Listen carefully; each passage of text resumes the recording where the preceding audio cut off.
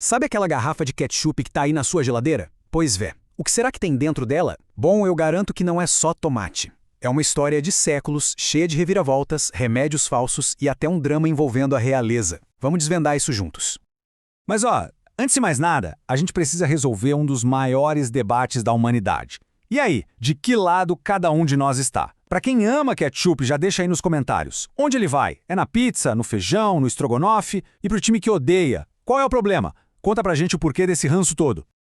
Para muita gente não tem discussão, é o toque final perfeito. Aquele sabor agridoce que pega uma batata frita meio sem graça e, nossa, transforma numa obra de arte. É o melhor amigo do hambúrguer, o verdadeiro rei dos condimentos. Já para outros é um verdadeiro crime na cozinha. Mas e se eu dissesse que essa briga toda, no fundo, nem faz tanto sentido? E se a história original do ketchup não tivesse absolutamente nada a ver com um tomate? Ok, então vamos mergulhar nisso. Se prepara, porque o primeiro capítulo dessa história é bem chocante. O ketchup não nasceu nos Estados Unidos nem na Europa. A origem dele é lá do Sudeste Asiático. A viagem foi longa, viu? Começou na China, lá no século XVII, com o nome de ketchup.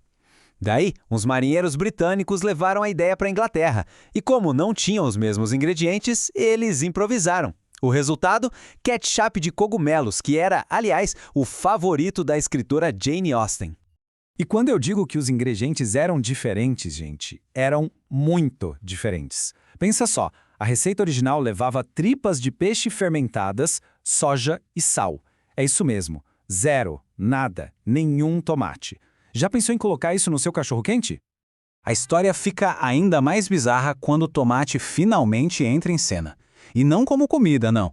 Nos Estados Unidos, o pessoal achava que tomate era venenoso, até que um belo dia um médico resolveu transformar ele em um remédio milagroso.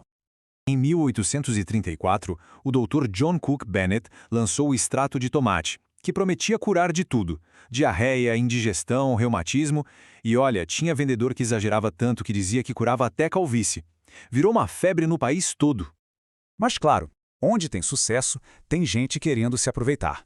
O mercado foi invadido por pílulas de tomate falsas. Elas prometiam curas milagrosas, mas na verdade só tinham laxante, açúcar e corante. Não demorou muito para essa casa cair.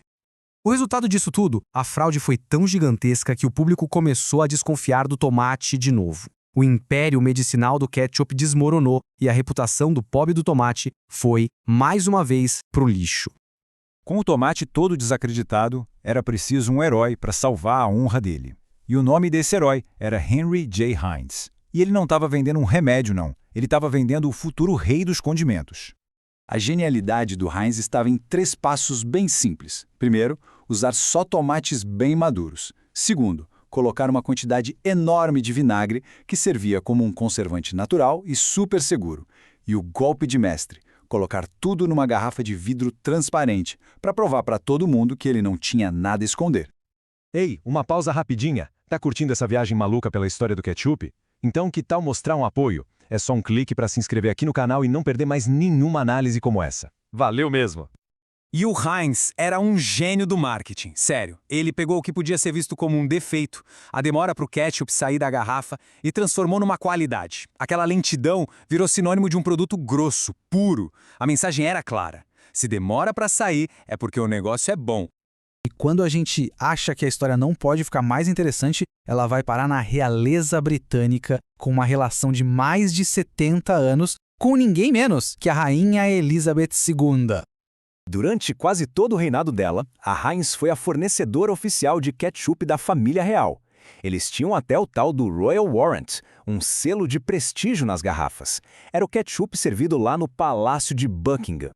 Mas aí vem a reviravolta final. No seu último ano de vida, a rainha meio que traiu a Heinz. Ela simplesmente lançou a própria marca de ketchup, uma versão super sofisticada com tâmaras e suco de maçã.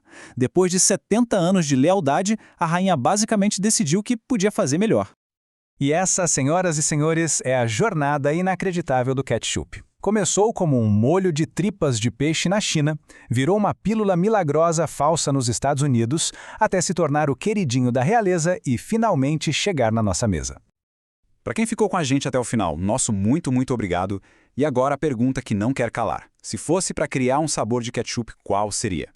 E que tal dar uma ideia para a nossa próxima análise? Deixa aí nos comentários. Se a sua ideia for escolhida, a gente vai dar os créditos pela dica especial no vídeo. Legal, né? Até a próxima!